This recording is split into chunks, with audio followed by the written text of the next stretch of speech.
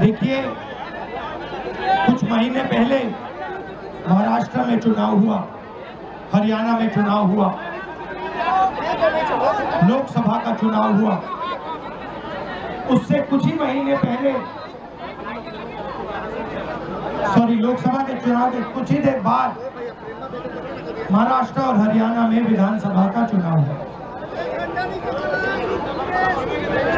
लोकसभा के चुनाव में महाराष्ट्र में इंडिया गठबंधन मेजॉरिटी लेके आए, जीत के आया, और विधानसभा के चुनाव में कुछ ही महीने बाद इंडिया गठबंधन बुरी तरह हारा। उस समय हमने कुछ ज्यादा बोला नहीं, मगर हमने काम शुरू किया। 21वीं सदी है, डेटा की सदी है, डेटा की सेंचुरी है। हमने डेटा देखना शुरू किया, और जैसे ही हमने डेटा देखना शुरू किया, हमें पता लगा कि लोकसभा में और विधानसभा में 1 करोड़ नए वोटर शामिल हुए। मतलब विधानसभा में 10% ज्यादा वोटरों ने वोट किया। और जब हमने पता लगाया कि ये वोटर कहां से आए, ये कौन है, तो आश्चर्य की चीजें निकली।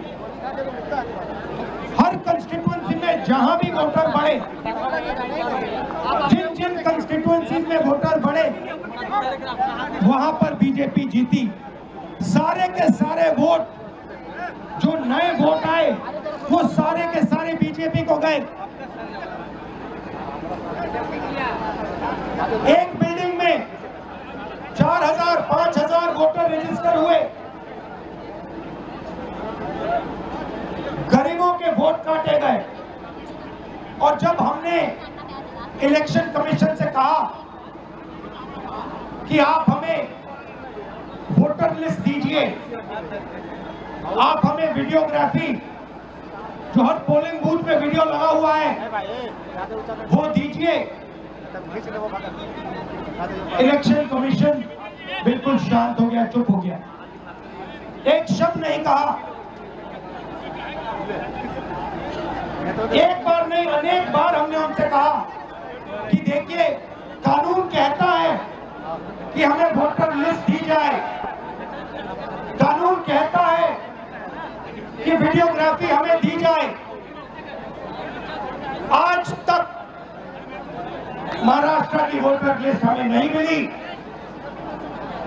वीडियोग्राफी का कानून बदल दिया क्योंकि वो सच्चाई छुपाना चाहते हैं। यहाँ पे हम आए हैं, 7 मूर्ति हमारे पीछे है। यहाँ लोग शहीद हुए, संविधान के लिए शहीद हुए, और संविधान में लिखा है कि हिंदुस्तान के हर नागरिक को, चाहे वो किसी भी जात का हो, किसी भी धर्म का हो, हर नागरिक को एक वोट मिलना चाहिए। इलेक्शन कमीशन, मैं आपको साफ बोल रहा हूं, और आप जानते हो, मैं बिना बात को समझे, बिना गहराई में जाकर मैं नहीं बोलता हूं। मैं हिंदुस्तान की जनता को और बिहार की जनता को कह रहा हूं कि महाराष्ट्र का चुनाव चोरी किया गया था, और जैसे महाराष्ट्र का चुनाव चोरी किया गया था, वैसे ही बिहार का चुनाव चोरी करने की कोशिश की जा रही है। देखिए, उन्हें पता लग गया कि हमने महाराष्ट्र मॉडल समझ लिया है,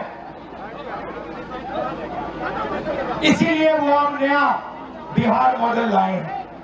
और मैं आपको साफ बताना चाहता हूं कि ये गरीबों का वोट छीनने का तरीका है। ये और मगर ये इन लोगों को मालूम नहीं है कि ये बिहार है।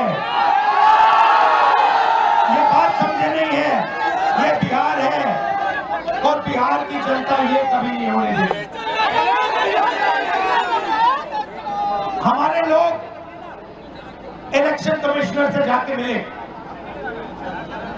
मैं नहीं था, मगर सारे नेता गए और मैंने इनसे पूछा आपको क्या लगा, और सारे के सारों ने कहा कि इलेक्शन कमिश्नर बीजेपी और आरएसएस जैसे बात कर रहे हैं। वो भूल गए हैं कि वो किसी राजनीतिक पार्टी के नहीं है, वो हिंदुस्तान के इलेक्शन कमिश्नर है और उनका काम इस संविधान की रक्षा करने का है। और मैं यहां से क्लियर मैसेज देना चाहता हूं, आपको जो करना है करिए, मगर बाद में कानून आप पर लागू होगा। भूलिए मत, आप कितने भी बड़े हो, कहीं भी बैठे हो, कानून आपको नहीं छोड़ेगा। मैं आपको गारंटी दे रहा हूं कि कानून आपको नहीं छोड़ेगा। आपका काम बीजेपी का काम करने का नहीं है, आपका काम हिंदुस्तान के संविधान की रक्षा करने का है। आपका काम बिहार की जनता का जो वोट है, बिहार की जनता के दिल के अंदर जो है, उसको पूरा करने का है, और आप अपना काम नहीं कर रहे हो। पहले इलेक्शन कमिश्नर सिर्फ बीजेपी नहीं चुनती थी, पहले इलेक्शन कमिश्नर को बीजेपी, ऑपोजिशन पार्टी और जो हमारे चीफ जस्टिस है, जिन्होंने मांग की कि हमें बैठने दो, हमें इलेक्शन कमिश्नर चुनने दो, उनको बाहर फेंक दिया, उनको कमरे के अंदर आने नहीं दिया, और हमें भी साफ कह दिया कि भैया यही नाम है, ये बीजेपी के नॉमिनेटेड इलेक्शन कमिश्नर हैं। ये देश की सच्चाई है। और मैं बिहार के युवा से कहना चाहता हूं, ये सिर्फ आपसे वोट चोरी नहीं हो रहा है, ये आपका भविष्य चोरी हो रहा है। आपसे आपका हक जो बनता है, जो रोजगार है, आपका धन है, ये सब आपसे चोरी किया जाएगा। ये चोरी नहीं होने देनी, और आपको, बिहार के युवा को, ये चोरी नहीं होने देनी है। और पूरा का पूरा इंडिया गठबंधन आपके साथ खड़ा है, और हम ये चोरी कभी नहीं होने देंगे। आप सबका दिल से मैं धन्यवाद करता हूं, जो सीनियर नेता आए हैं इंडिया गठबंधन के, आपका धन्यवाद करता हूं, और जो यहाँ भीड़ आई है, आपका भी दिल से धन्यवाद करता हूं। धन्यवाद, नमस्कार, जय हिंद, जय संविधान।